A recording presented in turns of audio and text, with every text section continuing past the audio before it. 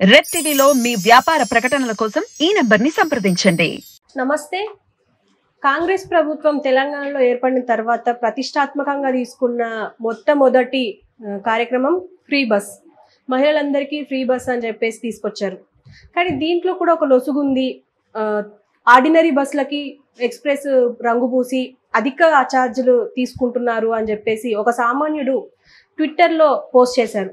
దీని గురించి మనతో మాట్లాడడానికి సీనియర్ జర్నలిస్ట్ జయదేవ్ గారు ఉన్నారు. ఆయనతో మాట్లాడదాం. నమస్తే సార్. నమస్తే సార్. ఇప్పుడు ఆర్డినరీ బస్సులకి ఎక్స్ప్రెస్ రంగు పూసి మళ్ళీ లోపల చూస్తే ఆర్డినరీ అని తెలుస్తుంది సీటింగ్ అవి అంతా. సో దీనిపైన ఎక్స్ట్రా ఛార్జీలు తీసుకుంటున్నారని చెప్పేసి ఒక సామాన్యుడు ట్విట్టర్ లో పోస్ట్ చేశారు. దీని గురించి మీరేమంటారు? వాస్తవానికి అట్లా చేయడం అనేది పండగ సీజన్లో జరుగుతుంటుంది. మీరు అబ్జర్వ్ చేస్తే ఎస్పెషల్లీ దసరాకి కానీ సంక్రాంతికి కానీ తర్వాత సమ్మర్ హాలిడేస్లో లేదా మొన్న మేడారం జాతర జరిగిన అటువంటి సందర్భాల్లో ఏం చేస్తారంటే అక్కడ ఆర్టీసీ నామ్స్ ప్రకారం ఏంటంటే బోర్డు ఏ కలర్లో ఉందో అది మెయిన్. బోర్డు రెడ్ కానీ blue colour board in the sense ఏ డెస్టినేషన్ టౌన్ ఏ ఊరైతే వెళ్తుందో ఆ ఊరు నేమ్ అనేది నిజామాబాదు, కరీంనగర్, వరంగల్ అని ఉంటాయి కదా, అవి బ్లూ కానీ రెడ్ కలర్లో కానీ ఉన్నాయంటే అవి ఎక్స్ప్రెస్ లేదా పైన సూపర్ లగ్జరీ, డీలక్స్ అట్లా ఉంటాయి అన్నమాట.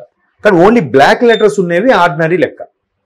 కానీ చాలా సందర్భాల్లో ఇప్పుడు ఆయన ఆవేదన వ్యక్తం చేశారంటే ఇప్పుడు కళ్ళు తెరిచాడా లేకపోతే ఇప్పుడు కాంగ్రెస్ ప్రభుత్వం మీద నచ్చక చేశాడో తెలియదు, కానీ ఎప్పటి నుంచో ఉంది అది.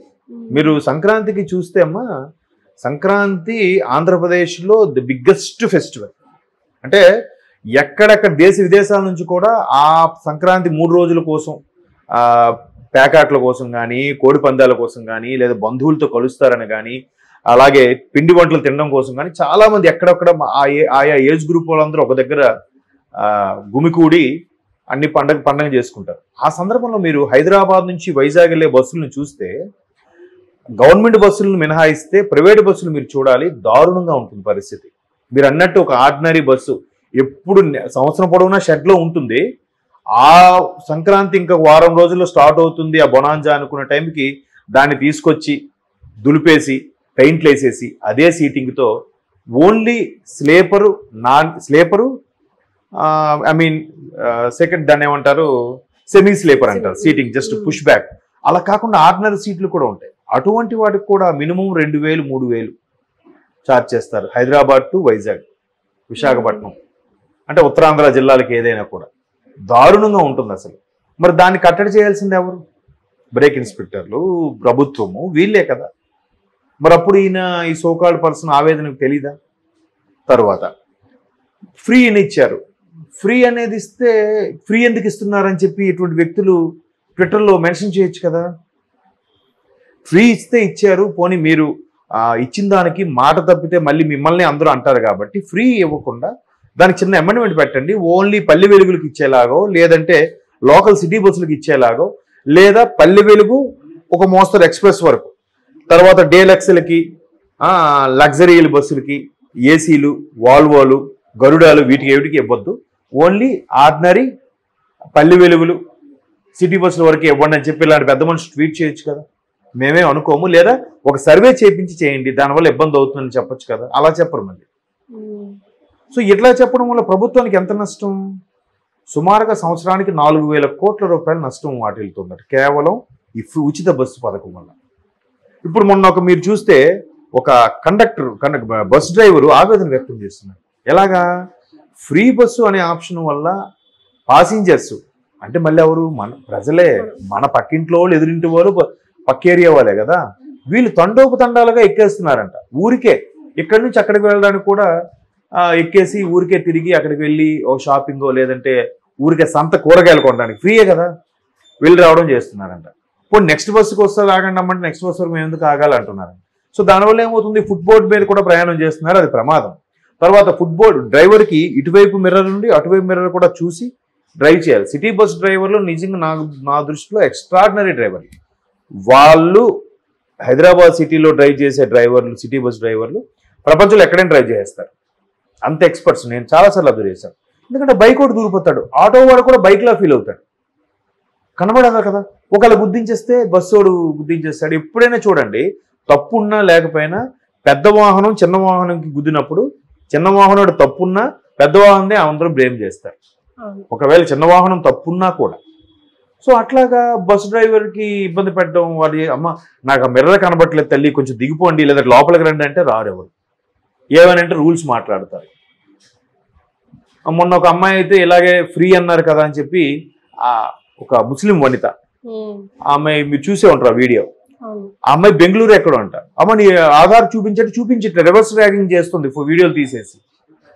తప్పే ఉంది, స్థానికంగా ఉంది. ఇప్పటికే లాస్ అంటే మీరు బయట రాష్ట్రాల వారు, బయట రాష్ట్రాల వాళ్ళు, బయట దేశాల వాళ్ళు కూడా ఇక్కడ ఫ్రీగా పొందుతారంటే ఇంకా బస్సులు ఎట్లా నడపాలి, అందులో పనిచేస్తున్న ఉద్యోగులకి జీతాలు ఎలా ఇవ్వాలి, మళ్ళీ ఇవ్వట్లేదని చెప్పి మనమే మొత్తుకుంటాం కదా. సో ఇవన్నీ బేరీజ్ వేసుకుని చూసినప్పుడు కొంతమంది ప్రముఖులు ఇప్పుడు ఎవరైతే ఎక్స్లో కామెంట్ చేశారో ఆర్డినరీ బస్సులకి రంగులు వేసి చేస్తున్నారని, అది అలాంటి సజెషన్లు కూడా చేయండి. ఇలాంటి సజెషన్లు చేసినప్పుడు అలాంటివి కూడా సజెస్ట్ చేస్తే ప్రభుత్వానికి కొంత ఉపయోగకరంగా ఉంటుంది. లేదా ఒక సోషల్ మీడియాలో ఒక ఉద్యమంలో తీసుకొస్తే ఈజీ అవుద్ది కదా.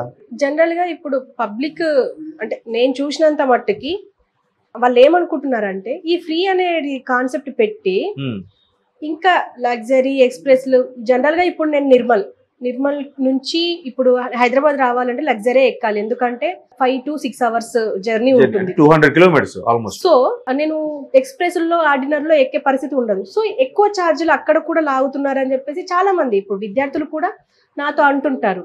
దీనికి ఏమనొచ్చు? అంతేగా, ఇప్పుడు అక్కడకు 4,000 కోట్ల రూపాయలు నష్టం వాటిల్లుతుంది, మరి దాన్ని ఎలా భర్తీ చేయాలి కదా.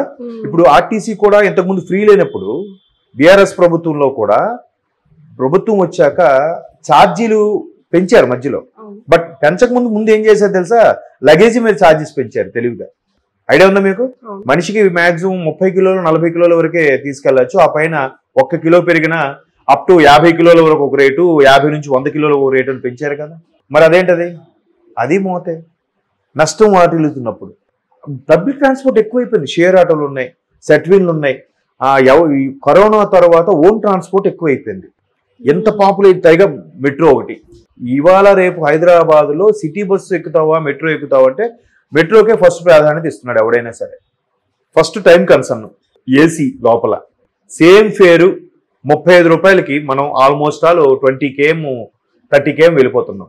అదే 30 రూపాయలకి బస్సు సిటీ బస్సులో గంటన్నర పడుతుంది ఆ ప్రైస్కి ఆ డిస్టెన్స్కి. అక్కడైతే హార్డ్లీ 20 minutes to 40 minutes మధ్యలోనే రీచ్ అయిపోతుంది కదా.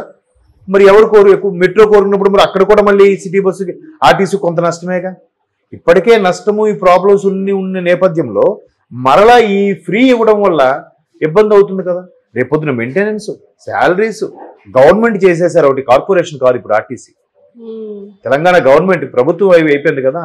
ఇప్పుడు ఎలా అంటే ఇవన్నీ సమస్యలు ఉన్నాయి.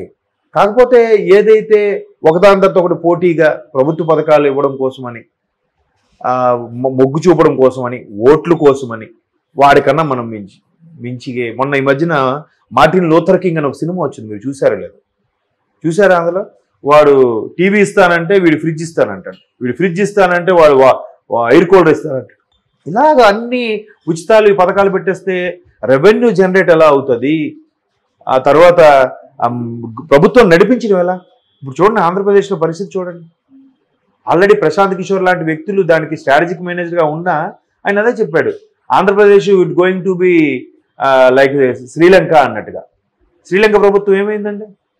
ఇంత ఈ పథకాలన్నీ ఇవ్వడం వల్ల నష్టాల్లో కూరుకుపోయి ప్రజలకు తిండికి తిండి లేక ఆఖరికి ప్రజలు ఎదురుదాడి చేసి ఆఖరికి అధ్యక్షుడి భవనంలోకి ఎంటర్ అయిపోతే ఆయన పరారు అయిపోయాడు.